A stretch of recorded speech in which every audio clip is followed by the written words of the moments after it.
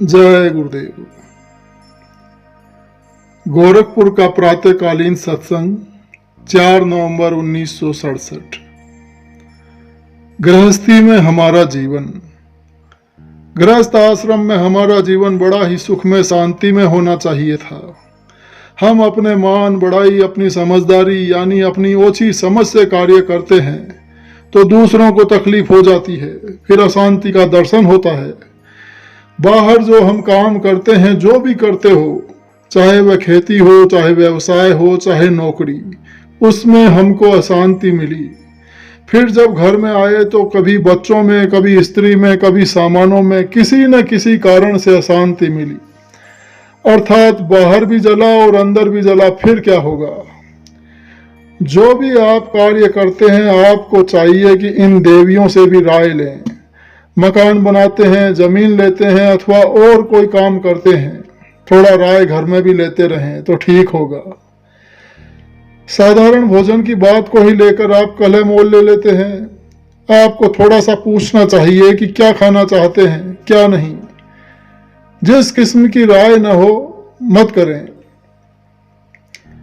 घर का सब काम तब ठीक होगा, आपका भोजन सात्विक शुद्ध होगा, आपकी बात व्यवहार शुद्ध होगा, फिर आपके बच्चे भी सुंदर होंगे जिनको आपने पैदा किया है। बहुत सी स्त्रियां ये मुझसे कहती हैं कि मेरे पति देव मानते नहीं, जबरदस्ती व्यवहार करते हैं। भाई, आप क्यों विपत्ति खरीदते हो? थोड़ा संयम से आपको काम लेना चाहिए। ब्रह्मचर्य का पालन थोड़ा करना बहुत आवश्यक है। ये कहती हैं कि मांस मछली मत खाओ, फिर आप उद्दंडता करते हैं, फिर अशांति होती है। यानी सुख में जीवन का एकदम आपने अभाव कर दिया है। जब तक आदमी चाहे सत्संगी हो या गैर सत्संगी, महात्मा की बातों पर अमल नहीं करता, तब तक वह शांति से दूर रहता है। अमल करने से सभी काम आपके ठीक ठीक होते हैं। बात चाहे छोटी हो अथवा बड़ी, छोटी से छोटी बात के ऊपर भी अमल करना चाहिए। यदि आप ऐसा करने लग जाएं तो फिर आपका अलगावपन, दिल की दरार खत्म हो जाएगा। जहाँ पक्षियों का प्रेम पूर्ण आनंद है, प्रेम रूपी आनंद में ही वास्तविक शांति है। धर्म से कोई चीज अलग नहीं है। आप धर्म को, सत्य को साथ ले लें तो आपके पास सब कुछ है। लोग धर्म को अथवा सत्य को समझते नहीं। आज धर्म सत्य को लोगों ने शब्दों में मान लिया। धर्म की जरूरत लोगों ने हटा दिया। कुछ वर्षों पहले महात्मा ये आवाज लगाते थे कि होशियार हो जाओ, और अब वह वक्त आ गया है। इस समय वो जहां 10 खर्च करने से आपका काम चल जाए, वहां 20 खर्च करने की जरूरत नहीं। सीमित दायरे में अपने प्रारब्ध को समझें कि यही मेरे प्रारब्ध में थे। हम अपने पर विश्वास करने लगते हैं तो आनंद सुख मिलता है। स्त्री आपको मना करती है कि यह काम आपको नहीं करना चाहिए तो आपको मानना चाहिए। शादी के वक्त में आपने प्रतिज्ञा किया था कि हम एक दूसरे की बातों को मानेंगे, राय से काम करेंगे। बहुत सी स्त्रियां ऐसी हैं जो सत्संग में नहीं आना चाहती और पति को भी अलग रखती हैं, और यदि पति आता है तो मना करती हैं। इसका कारण यह है कि वे सोचती हैं कि पति कहीं भाग न जाए या महात्मा कहीं कोई नुकसान न कर दे। जो स्त्रियां सत्संग से दूर रहती हैं, उनको ये 2-3 बातें भ्रम में, संशय में डाले रहती हैं। अगर ये सत्संग में आने लग जाएं तो इनका संशय दूर हो जाएगा और ये समझ जाएंगी कि महात्माओं के दरबार में किसी तरह का कोई नुकसान नहीं होता और बहुत सुख आनंद मिलता है। यह स्त्री पुरुष दोनों को समझ लेना चाहिए। मारपीट से काम नहीं चलने का है। हमारे पास कितने स्त्री पुरुष आए तो बहुत 2-2 वर्ष और 4-4 वर्ष आगे पीछे आए। पहले स्त्री आई तो 4 वर्ष बाद पुरुष आए, और अगर पहले पुरुष आए तो बाद में फिर स्त्री आई। तो कहने का मतलब यह है कि आपको किसी तरह का कोई झगड़ा मारपीट नहीं करना चाहिए। जो उपदेश दिया जाता है, जो नाम की कमाई करने की साधना बतलाई जाती है, उसको नियम से रोजाना आप करें। जब आप करने लगेंगे तो साधना ठीक होगी और आनंद आएगा। भीतरी आनंद और बाहरी आनंद दोनों मिलेगा। तकलीफों से छुटकारा पा जाएंगे। जो तकलीफें आपके ऊपर हैं, यह तो पुराने कर्मों के कारण हैं और कुछ तकलीफें हैं जो इस जन्म की हैं। जब आप सत्संग में आ जाते हैं तो करोड़ों जन्मों की तकलीफ को एक ही जन्म में महात्मा खत्म करते हैं। फिर आप चिल्लाते क्यों हैं? कोई तकलीफ आपको हो जाती है तो आप तुरंत हल्ला करने लगते हैं कि हमारे ऊपर दया कीजिए और कृपा नहीं करते। अरे भाई, आपको थोड़ा समझना चाहिए। आप दया यही मांगते हैं कि आपको तकलीफ से जल्दी से छुट्टी मिले, तो फिर आना होगा, आपको आना पड़ेगा, क्योंकि जब तक सब कर्मों को खत्म नहीं किया जाएगा तब तक जीवात्मा यहाँ से निकल ही नहीं सकती। आप थोड़ी सी तकलीफ से घबराते हैं, धीरज छोड़ देते हैं, तो कैसे काम होगा? ये सूक्ष्म बातें हैं, आपको समझनी चाहिए। जब लड़का रोता है तो माता अगर दवा नहीं दे सकती तो अपने प्यार से राहत आराम तो देती है।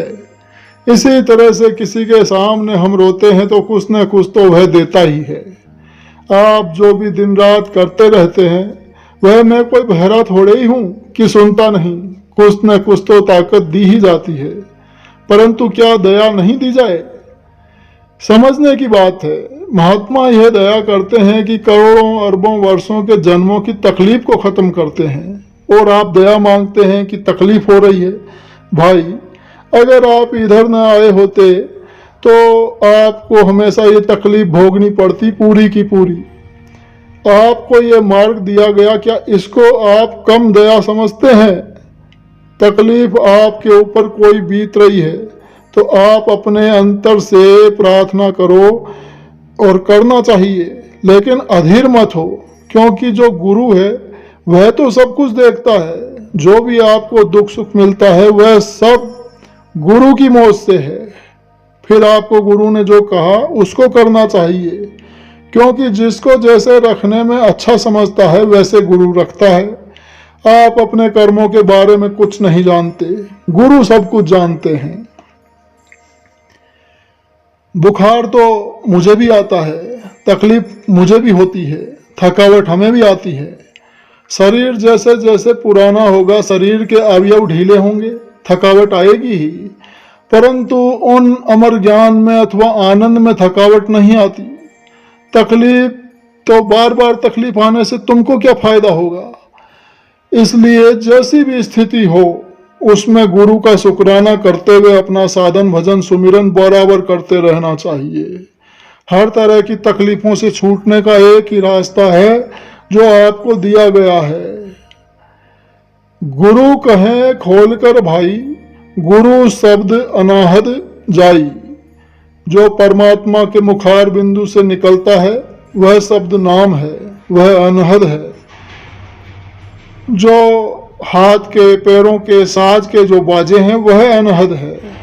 जो बंद कभी नहीं होता, जो निरंतर बजता रहता है, जिसमें निरंतर अमृत टपकता है, वह अनहद नाद के द्वारा यहाँ लाई गई है। जब महात्मा आते हैं तो इस नाद के साथ सूरत का संबंध कर देते हैं। शुरू में यहाँ पर कलयुग में कबीर ने इस भेद को प्रकट किया। जो लोग शुरू में नहीं माने वे अपने आत्माओं का कल्याण न कर सके। गुरु समझाते हैं कि क्यों नहीं लगते नाम के साथ। इस किराए के मकान में वह नाद हर समय बजता है। उसके धार से जुड़ो, जिस धार को पकड़कर उतारे गए उसी धार को पकड़कर वापस भी जाना होगा। उस नाद में प्रकाश है। जब नाद को सुनेंगे तो अंदर में प्रकाश हो जाएगा। इतनी सरल भाषा में महात्मा समझाते हैं कि स्त्री पुरुष पढ़े अनपढ़ सभी समझते हैं। मैं इनसे पूछता हूं कि कुछ समझ में आता है, तो ये कहती हैं कि यदि समझ में नहीं आता और कुछ देखती सुनती नहीं तो आजकल खेतों का काम छोड़कर यहाँ टाउन हॉल में हम क्यों आती। तो गुरु जब जब आते हैं तो ये काम बराबर करते हैं। दूसरा रास्ता ऊपर ले जाने का कभी नहीं रहा, हर समय में यही रास्ता रहा। उबारने वाला यदि कोई रास्ता है तो वह नाद ही है। बिन शब्द उपाय न दूजा, काया का छूटे न पूजा। जब तक इस काया का ताला नहीं खुलता तब तक जीव किसी उपाय से निकल नहीं सकता, और ताला तभी खुलेगा जब नाम यानी शब्द के साथ जुड़ जाएंगे। और ये काम सूरत को नाम के साथ जोड़ने का गुरु करते हैं। इसलिए जिन्होंने रास्ता पा लिया है उन्हें डट कर कमाई कर लेनी चाहिए। घर में घर गुरुदेव दिखलावें, धुन शब्द 5 बतलावें। कहते हैं कि गुरु सबका भेद बताते हैं, नाम का, स्थान का, रूप का पूरा भेद गुरु देते हैं। अंदर में दरवाजा है, वहां सूरत को गुरु पहुंचाते हैं और आगे ले जाते हैं और साथ साथ ले जाते हैं, सुनाते भी हैं, दिखाते भी हैं, और कितना प्यार है कि साथ साथ ले जाते हैं। सच खंड अखंड देश जहां असत्य नाम है ही नहीं, वहां गुरु ले जाते हैं। वह घर इस घर के अंदर गुरु बताते हैं। 2 वर्ष और 4 वर्ष में सभी को जरूर चढ़ जाना चाहिए, और जिन्होंने मेहनत किया कितने ही चढ़ गए जो यहाँ बैठे हैं। आप आलस करेंगे तो आप पीछे पड़ जाएंगे। इसलिए अगम भेद को पाकर कमाई मेहनत और मशक्कत के साथ करने की जरूरत है। हम आपके लिए इतनी मेहनत करते हैं और मेरे लिए समझकर ही इतनी थोड़ी सी मेहनत आप कर दीजिए, आप सब दुखों से छूट जाएंगे। धुन में अब सूरत लगाओ, इस घर से उस घर जाओ। इस 84 के फजीयत तकलीफ से बचना है तो जिस घर को छोड़कर आप यहाँ आए, उस घर को धुन शब्द नाम को पकड़कर उलट चलो। मृत्यु और जन्म के समय ये समझदार आदमी बड़ी ही तकलीफ होती है। महात्मा बार बार समझाते हैं कि वह नाम, वह देश अगम और अपार है, बहुत बड़ा है, हर जगह पर वह आवाज रहती है, पर तू उससे दूर रहता है, फिर कल्याण कैसे होगा। इसलिए होश कर, चेत कर और नाम के साथ जुड़कर उस अपने निजी घर को चले चलो जहां से फिर कभी आना नहीं होता। वह घर है अगम अपारा, 10वें के पार निहारा। सतलोक जो तुम्हारा घर है वह आंखों के नीचे नहीं, आंखों के परे, पिंड के परे, अंड के परे, स्वर्ग बैकुंठ सब के परे सबसे ऊंचा देश है। वह 10वें द्वार के परे है, वहां चलो। जिस कारण भी जैसे भी तुम्हें लाया गया और फंसा लिया गया, जैसे एक बच्चा है जब दूसरी जगह ले जाते हैं तो नहीं जाता है, फिर मिठाई देकर, कभी खिलौना देकर धीरे धीरे उसे फुसलाकर फंसा लिया जाता है। फिर बच्चा वह पुराना घर भूल जाता है और नए घर को ही अपना सब कुछ मानता है, फिर पुराने घर को नहीं जाना चाहता। वही हाल तुम्हारा है।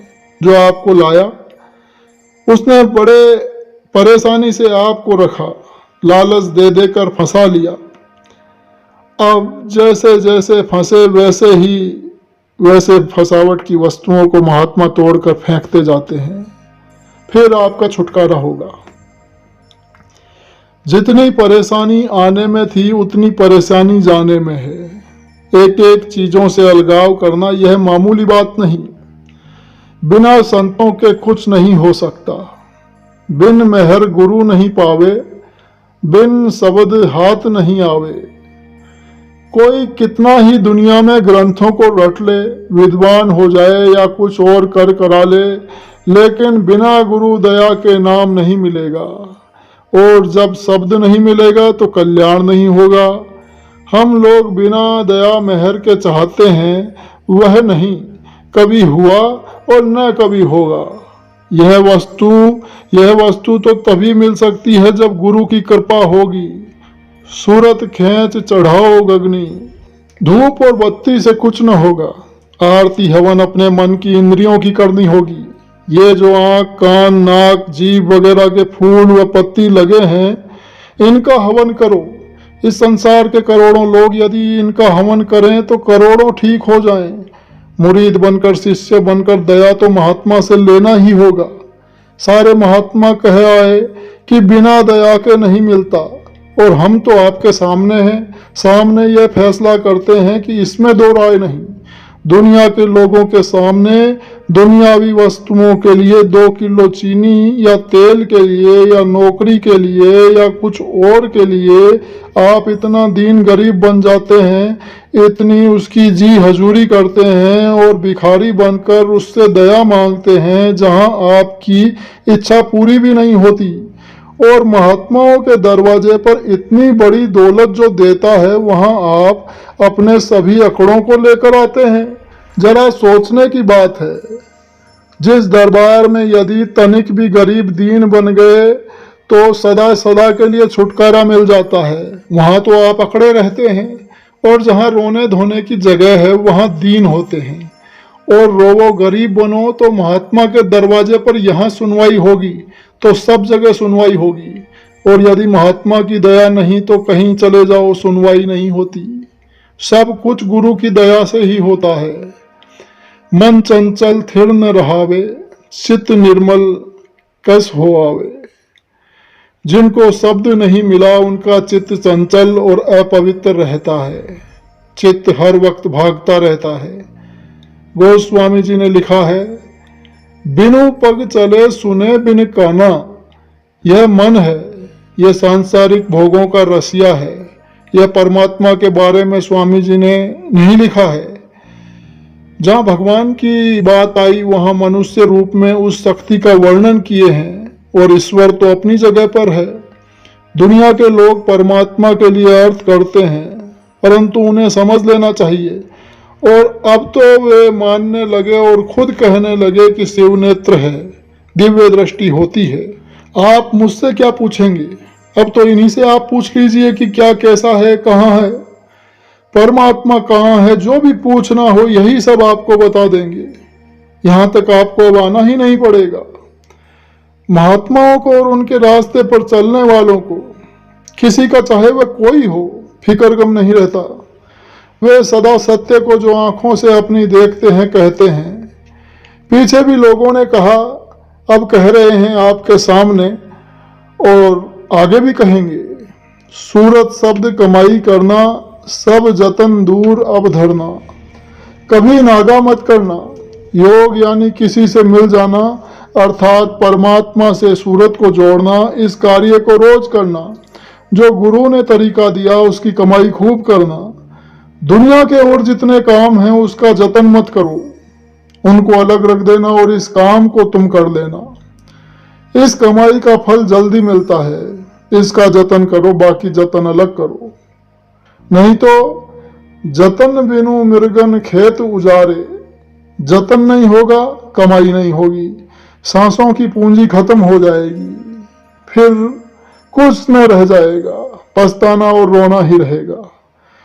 निश्चय दृढ़ इस पर धरना, आलस कर कभी न फिरना। कहते हैं निश्चय यानी पक्का इरादा करके आलस त्याग कर कमाई करो। निश्चित कर लें कि आज 3 घंटा हम यह काम करेंगे, और जुट जाएं और दृढ़ निश्चय से करें। आलस्य किया, कहा अच्छा भी कर लेंगे, लेट गए, नींद आ गई, समय बीत गया। इसी तरह सुबह से रात और रात से सुबह बीत जाती है और कुछ नहीं बनता। तो ऐसा नहीं, अपना इरादा पक्का करके साधन पर बैठो और गुरु को याद कर घाट पर इंतजारी करो। जब घाट पर उस जगह को साफ कर दोगे तो मालिक उस साफ जगह पर आकर बैठेगा। यह सार सार सब गाया, संतन मत भास सुनाया। सबका सार यानी सार का सार यह है, एक ही बात जिसको सभी संतों ने, दादू, पलटू, कबीर, रैदास, मीराबाई, गोस्वामी जी, भीखा साहब, चरणदास जी वगैरह वगैरह सभी ने अपने अपने समय में गाया। जो संत पद के नीचे स्थानों के हैं वे किसी को नहीं ले जा सकते। योगी, योगेश्वर, यति, मुनि, तपस्वी, सन्यासी, पीर और अवतारी शक्तियां कोई भी जीव को यहाँ से ले जाने का काम नहीं करती। यदि कोई ले जा सकता है तो वह संत ही है, और संतों का यह मत है जो गोस्वामी जी महाराज ने यह गाया। जय गुरुदेव।